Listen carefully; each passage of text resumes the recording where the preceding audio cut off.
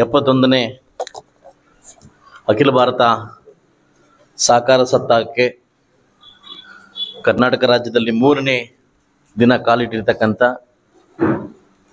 ನಮ್ಮ ಮುಳಬಾಗಿಲು ತಾಲೂಕಿನ ಈ ಸಹಕಾರಿ ಸಪ್ತಾಹಕ್ಕೆ ಬಂದಿರತಕ್ಕಂಥ ಎಲ್ಲ ನನ್ನ ಸಹಕಾರಿ ಧುರೀಣರಿಗೆ ಮೊಟ್ಟ ಮೊದಲ ಬಾರಿಗೆ ನಮಸ್ಕರಿಸುತ್ತಾ, ಇದಾದ್ಮೇಲೆ ಈ ಕಾರ್ಯಕ್ರಮಕ್ಕೆ ಆಗಮಿಸಿರ್ತಕ್ಕಂಥ ತುಂಬ ಚೆನ್ನಾಗಿ ಮಾತಾಡಿದ್ರು. ನಾನು ಹೆಣ್ಮಕ್ಳು ಮಾತಾಡೋದು ಅನ್ಕಂಡೆ.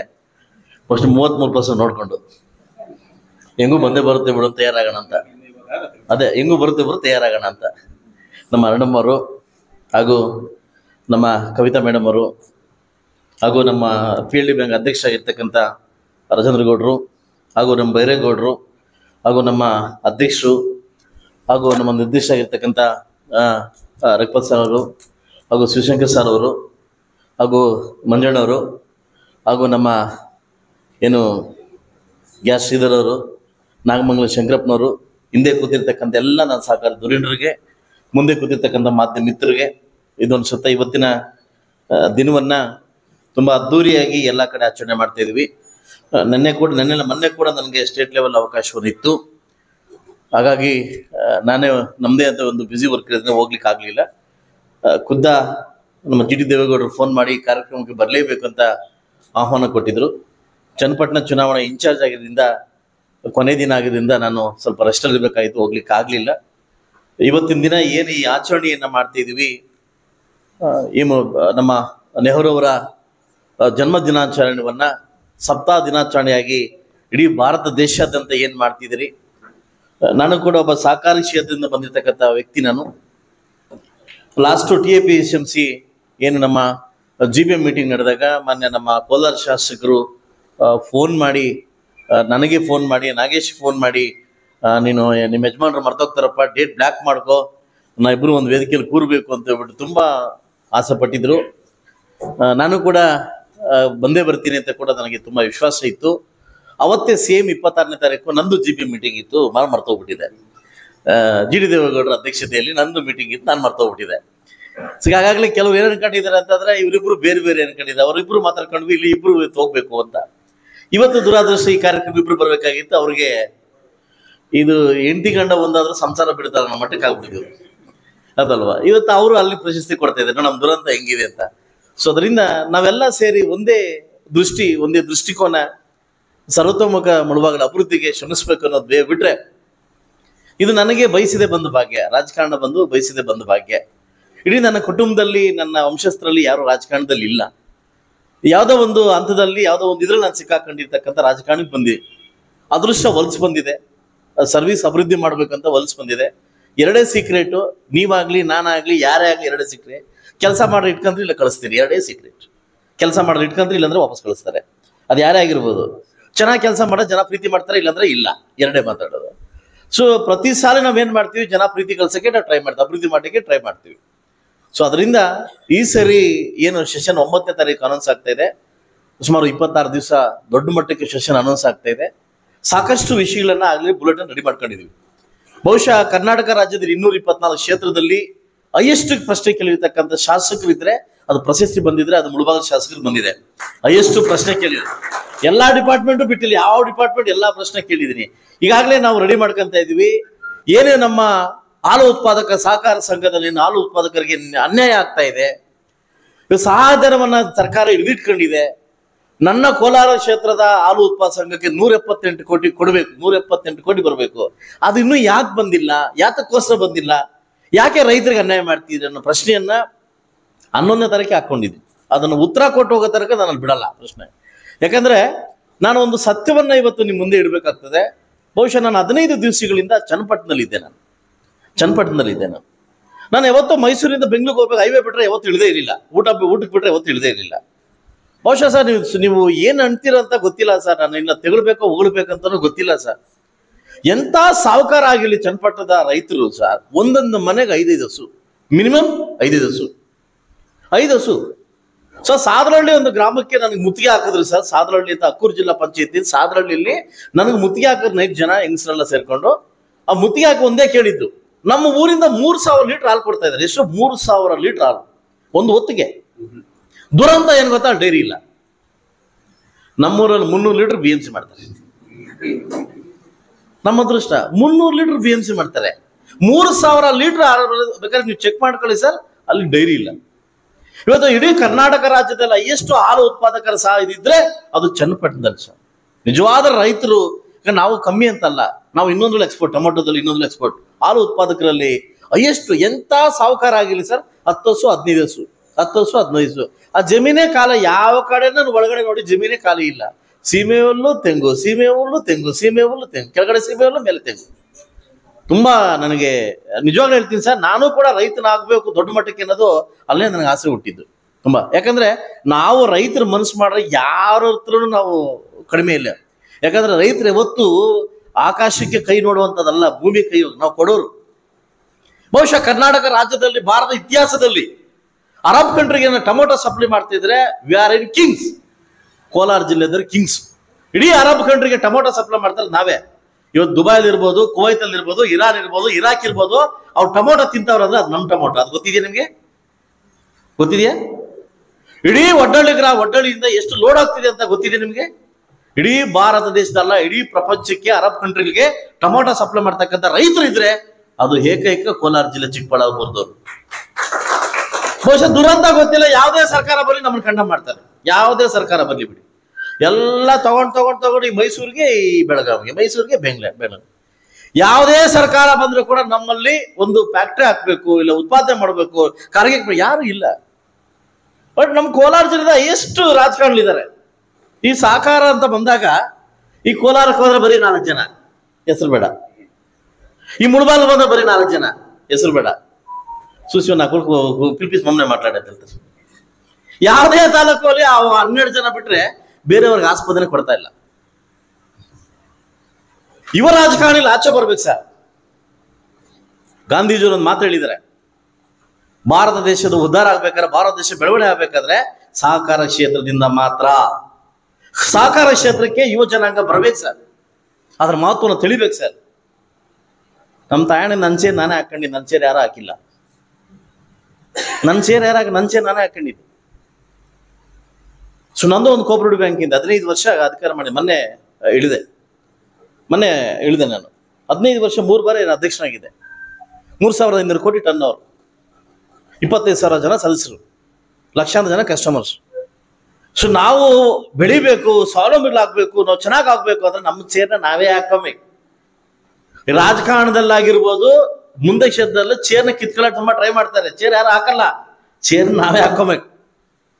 ಬಹುಶಃ ಈ ಮುಳಬಾಗಿಲಲ್ಲಿ ತುಂಬಾ TAPC ಆಗಿರ್ಬೋದು, ಹಾಲು ಉತ್ಪಾದಕ ಸಹಕಾರ ಸಂಘ ಆಗಿರ್ಬೋದು, PLD ಬ್ಯಾಂಕ್ ಆಗಿರ್ಬೋದು, ತುಂಬಾ ಒಂದು ಅದ್ದೂರಿ ಕೆಲಸ ಮಾಡ್ತಾ ಇದೆ.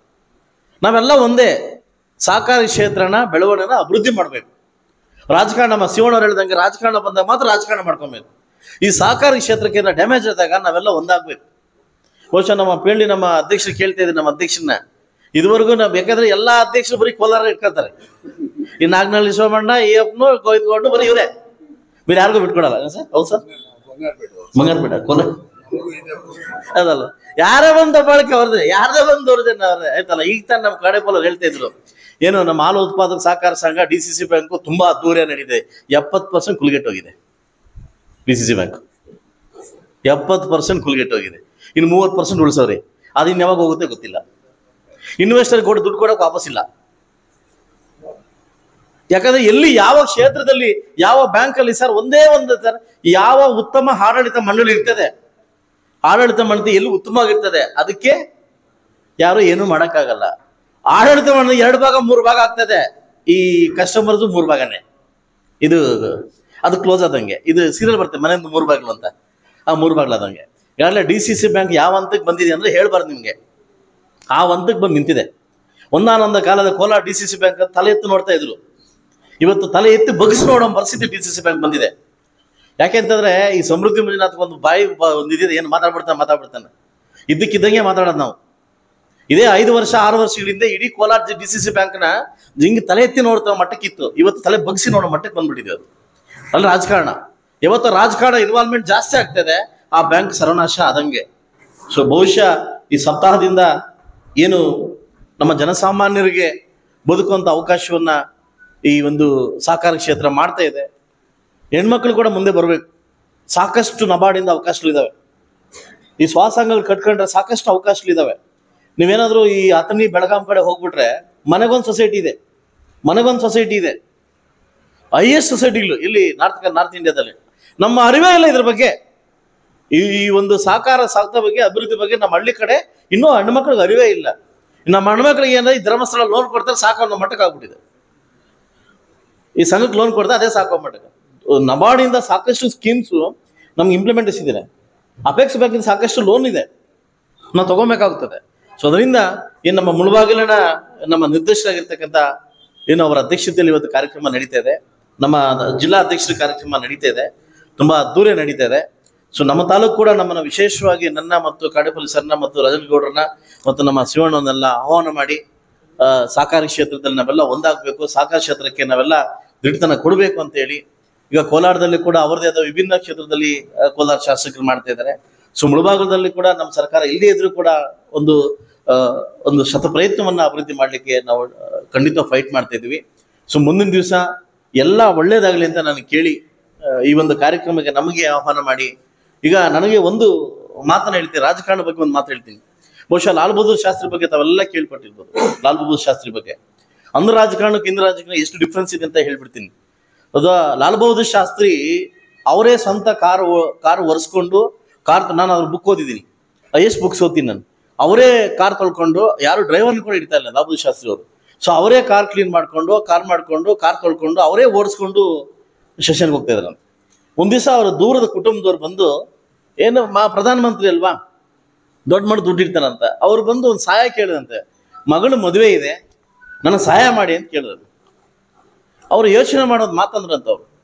ಸೊ ದಯವಿಟ್ಟು ನನಗೆ 1ನೇ ತಾರೀಕಿಂದ 5ನೇ ತಾರೀಕು ನನ್ನ ಸಂಬಳ ಬರ್ತದೆ, ಆಗ ಬನ್ನಿ ಕೊಡ್ತೀನಿ ಅಂತ ಪ್ರಧಾನಮಂತ್ರಿ ಹೇಳೋ ಮಾತಾ. ಅವನು ಯಾವ ಜೋಶಲ್ಲಿ ಬನ್ನ ಅಷ್ಟೇ ಅವನು ಮನಸ್ಸು ಒಂಥರ ನೋವಾಯ್ತಂತೆ.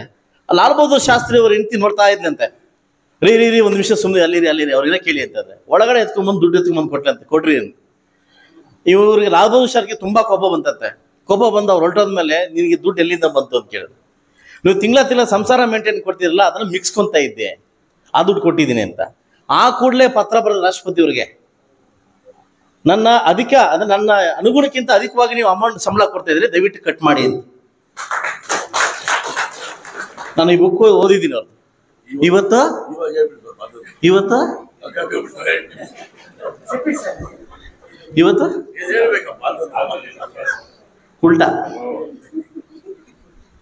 ಉಲ್ಟಾ ಅಲ್ಲ ಸತ್ಯ. ಯಾವುದೇ ಫಸ್ಟ್ ಟೆಂಡರ್ ಓಪನ್ ಆಗ್ಲಿ, ಆ ಕಾಂಟ್ರಾಕ್ಟ್ ಕೂತ್ಕೊಂಡ್ರೆ ಫಸ್ಟ್ ಓಡ್ ಬರ್ತಾನೆ, ಬಕ್ಕೆ ಎತ್ಕೊಂಡು ಫ್ರೂಟ್ಸ್ ಎತ್ಕೊಂಡು ಫಸ್ಟ್ MLA ಮನೆ ಬರ್ತಾನೆ. ಯಾಕೆ ಸರ್? ಅದೇ ಸರ್ ಪಾರ್ ಮಾಡಿ ಸರ್. ನೆಕ್ಸ್ಟು MP ಗೆ, ನೆಕ್ಸ್ಟು ಅದು ಹೆಸರು ಹೇಳೋದು ಬೇಡ, ಸುಮ್ಮನೆ ಯಾಕೆ ನನ್ನ ಬುಡಕ್ಕೆ ಕೈ ಹೋಗ್ತದೆ. ಇವತ್ತಿನ ರಾಜಕಾರಣ ಹೇಗಾಗಿದೆ ಅಂತಂದ್ರೆ ಕುಲಗೆಟ್ಟು ಹೋಗಿದೆ ಸರ್. ಯಾರು 24 ಗಂಟೆ ರಾಜಕಾರಣ ಮಾಡ್ತಾರೆ, ಅವ್ರ ರಾಜಕಾರಣ ಸರಿ. ಈ ಅರ್ಧಂಬರ್ಧ ಮಾಡ್ತಾರೆ ನೋಡಿ, ಅರ್ಧ ಆಫೀಸು, ಇನ್ನರ್ಧ ಬಿಸ್ನೆಸ್ಸು, ಇನ್ನರ್ಧ ರಾಜಕಾರಣ ಮಾಡ್ತಾರೆ ನೋಡಿ, ನಮ್ಮ ಪ್ರಾಣ ಉದ್ಧಾರ ಆಗಲ್ಲ, ಅಡ್ಜಸ್ಟ್ ಆಗಲ್ಲ. 24 ಗಂಟೆ ಅದೇ ರಾಜಕಾರಣ, ವೈಟ್ ಅಂಡ್ ವೈಟ್ ಹಾಕೊಂಡು ಎಲ್ಲ ಪಂಚಾಯತಿ ಎಲ್ಲ ಆಫೀಸ್ನಲ್ಲಿ ಅವನಿಗೆ ಬಿಡ್ಬಿಡು ಅಂತ ಇರ್ತಾರೆ ನೋಡಿ, ಅವನು ರಾಜಕಾರಣ ಸರಿ. ನಿಜವಾಗ್ಲೂ ಇದೇ ತರ ಮುಂದೋಗ್ತಾ ಇದ್ರೆ ಸರ್, ನಾನು ಒಂದು ಆರ್ಟಿಕಲ್ ಓದಿದೆ ಸರ್, ಎಷ್ಟು ನೋವಾಗ್ತಾ ಆರ್ಟಿಕಲ್ ಅಂತಂದ್ರೆ, ಬಿಫೋರ್ ಕೋವಿಡ್ ವರ್ಷಕ್ಕೆ 3,000 to 4,000 ಜನ ಇಂಡಿಯಾದಿಂದ ಆಚೆ ಹೋಗ್ತಾ ಇದ್ರಂತೆ ಬದುಕಲಿಕ್ಕೆ. Indian today article. ಬಿಫೋರ್ ಕರೋನಾಕ್ಕೆ ಬರೋಕ್ಕಿಂತ ಮುಂಚೆ 3,000 to 4,000 ಜನ ವರ್ಷಕ್ಕೆ ವಲಸೆ ಹೋಗ್ತಿದ್ರಂತೆ ಬೇರೆ ದೇಶಕ್ಕೆ. ಇವತ್ತು ವರ್ಷಕ್ಕೆ 70,000 80,000 ಜನ ಆಚೆ ಹೋಗ್ತಾವ್ರಂತೆ. ಇಲ್ಲಿ ಬೆಳೆದು ಇಲ್ಲಿ ತಿಂದು ಇಲ್ಲಿ ಸಂಪಾದನೆ ಮಾಡಿ ಸೇಫ್ ಇಲ್ಲ ಅಂತ ಆಚೆ ಹೋಗ್ತಾವ್ರ. ಬಿಕಾಸ್ ಆಫ್ ಕಲುಷಿತ ರಾಜಕಾರಣ. ಇದೇ ತರ ಮುಂದೋದ್ರೆ ಸರ್, ನಮ್ಮ ಮಕ್ಕಳ ಒಂದು ಅಭಿವೃದ್ಧಿ ಯಾವ ಮಟ್ಟಕ್ಕೆ ಹೋಗುತ್ತೆ ಅಂತಂದ್ರೆ ಅದು ನೆನೆಸ್ಕೊಳ್ಳೋಕ್ಕೂ ಕಷ್ಟ ಆಗ್ತದೆ. ಸೊ ಮುಂದಿನ ದಿವಸಗಳಲ್ಲಿ ಸಹಕಾರಿ ಕ್ಷೇತ್ರ ನನಗೆ ಇನ್ನೊಂದು ಅಭಿವೃದ್ಧಿ ಆದ್ರೆ ನಾವು ಕನಸನ್ನ ಆಗಿರುತ್ತೆ ಎಲ್ಲ ನನಸು ಮಾಡ್ಕೋಬಹುದು. ಸಹಕಾರಿ ಕ್ಷೇತ್ರಕ್ಕೆ ಒತ್ತು ಕೊಡಿ ಅಂತ ಹೇಳ್ತಾ ಈ ಕಾರ್ಯಕ್ರಮಕ್ಕೆ ನಾನು ಬರಮಾಡಿ ಒಂದು 4 ಇತಿನುಡಿಗಳನ್ನ ನೀವು ಹೇಳ್ಕೊಳ್ಳಿಕ್ಕೆ ಅವಕಾಶ ಕೊಟ್ಟಿದ್ದಕ್ಕೆ ತಮ್ಮೆಲ್ಲರಿಗೂ ವಂದಿಸುತ್ತಾ, ಯಾವ ಮನಸ್ಸಲ್ಲಿ ಯಾರನ್ನ ಒಬ್ಬನ ದೃಷ್ಟಿಯಿಂದ ಹೇಳಿಲ್ಲ ಸರ್, ಮನಸ್ಸಲ್ಲಿರ್ತಕ್ಕಂಥ ಭಾವನೆನ, ಕೋಲಾರದಲ್ಲಿ ಇರ್ತಕ್ಕಂಥ ನಡವಳಿಕೆಗಳನ್ನ ಹೇಳಿದ್ದೀನಿ ಹೊರತು ಬೇರೆ ಯಾರನ್ನೂ ನೋಯಿಸ್ಬೇಕಂತ ಹೇಳಿಲ್ಲ ಅಂತ ಹೇಳ್ತಾ, ಅವಕಾಶ ಕೊಟ್ಟಿದ್ದಕ್ಕೆ ತಮ್ಮೆಲ್ಲರಿಗೂ ವಂದಿಸ್ತಾ, ವೇದಿಕೆ ಮೇಲೆ ಇರ್ತಕ್ಕಂಥ ಎಲ್ಲ ನನ್ನ ಧುರೀಣರಿಗೆ, ಸಹಕಾರ ಧುರೀಣರಿಗೂ ಅವ್ರದೇ ಕ್ಷೇತ್ರದಲ್ಲಿ ಎಲ್ಲ ಒಂದು ಅವರೇ ಬರ್ತಕ್ಕಂಥ ಬ್ಯುಸಿ ಶೆಡ್ಯೂಲ್ ಅಲ್ಲಿ ಚೆನ್ನಾಗಿ ನಡೆಸ್ತಾ ಇದ್ದಾರೆ. ಖಂಡಿತವಾಗ್ಲೂ ಕಲ್ಮಶ ಇಲ್ಲ, ಒಂದು ರಾಜಕಾರಣಕ್ಕೆ ಇದಾಗ್ಲಿ ಅಂತ ಹೇಳ್ತಾ ತಮ್ಮೆಲ್ಲರಿಗೂ ವಂದಿಸ್ತಾ ನನ್ನ ಮಾತು ಮುಗಿಸದೆ ಎಲ್ರಿಗೂ ಒಳ್ಳೆಯದು.